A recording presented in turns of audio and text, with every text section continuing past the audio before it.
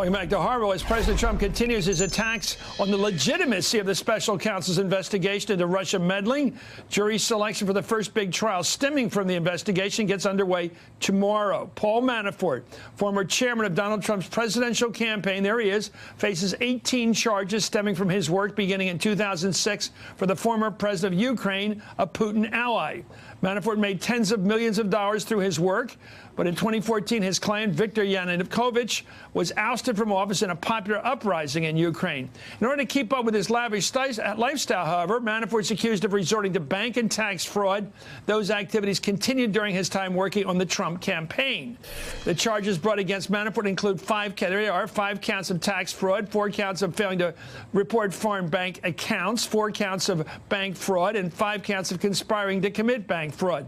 Should Manafort be found guilty, he could face up to 10 years in prison. Manafort is also facing similar charges in federal court in Washington, D.C., which you'll have to face later. Here to help us break it down are Cynthia Oxney, a former federal prosecutor, and Ken Delaney, NBC News national security reporter.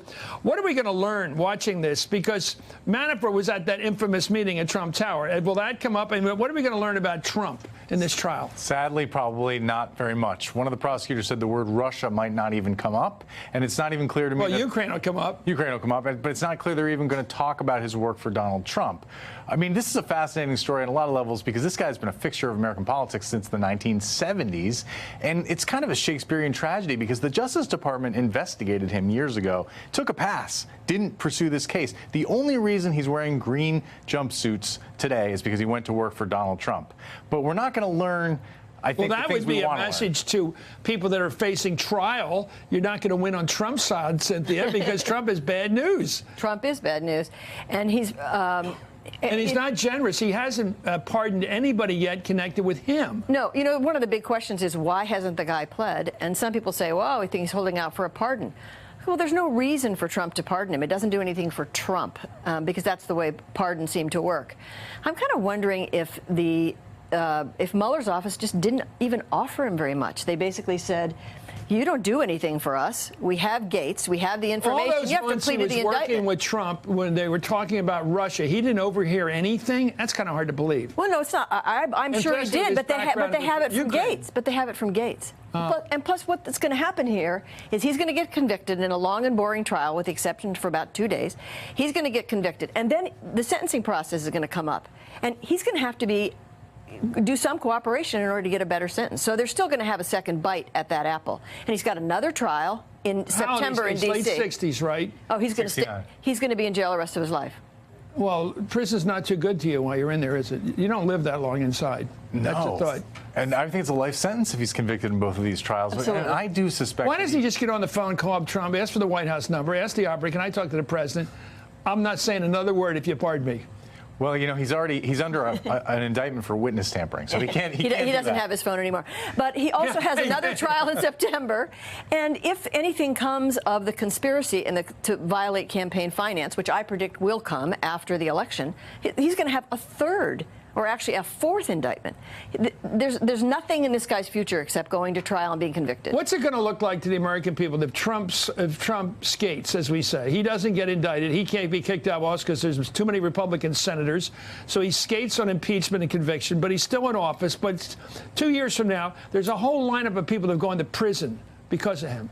Yeah, how's that going to look to the voter? I don't know. To the independent voter, not very good. But you're right, it becomes a political question, not a legal question. You know, how much of a stench can they stomach in their president?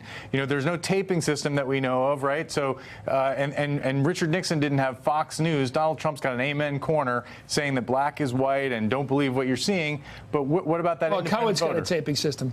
There you go.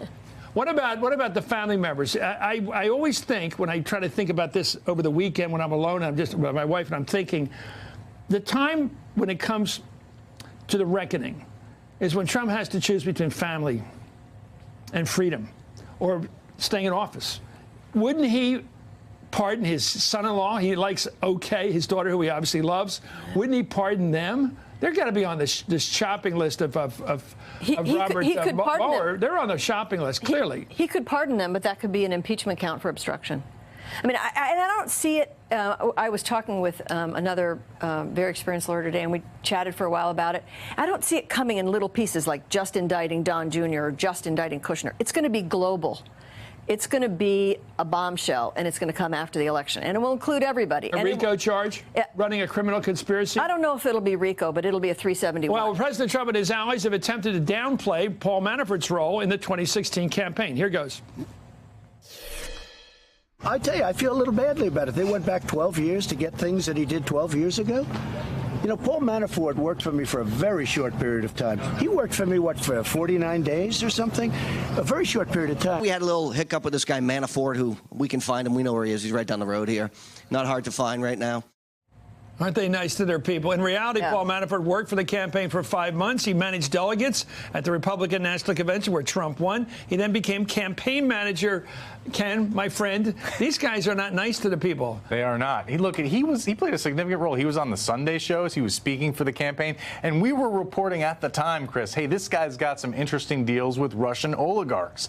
And the campaign just didn't listen until they were confronted with, hey, this guy's in real trouble. Isn't it reasonable to assume that Trump sought to take advantage of all this knowledge of the internal workings of Putin's operation when his campaign manager is sitting next to him? Yeah, and it's also reasonable reasonable. Wonder why. That's why I think he's got something to give to the prosecutor, to Paul Manafort, to Robert Mueller.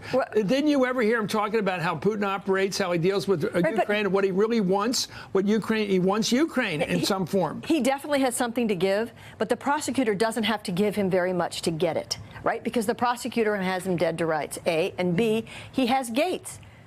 Gates is the deputy. Okay. Gates is deputy, so he has the Okay, two. well, let me ask you a cosmic question, a global question. If this guy goes away for 20 years or 15 years, whatever, does that kill the idea this is a witch hunt when he gets himself a witch?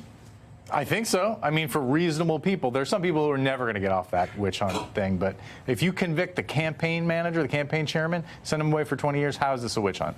Hey there, I'm Chris Hayes from MSNBC. Thanks for watching MSNBC on YouTube. If you want to keep up to date with the videos we're putting out, you can click subscribe just below me or click over on this list to see lots of other great videos.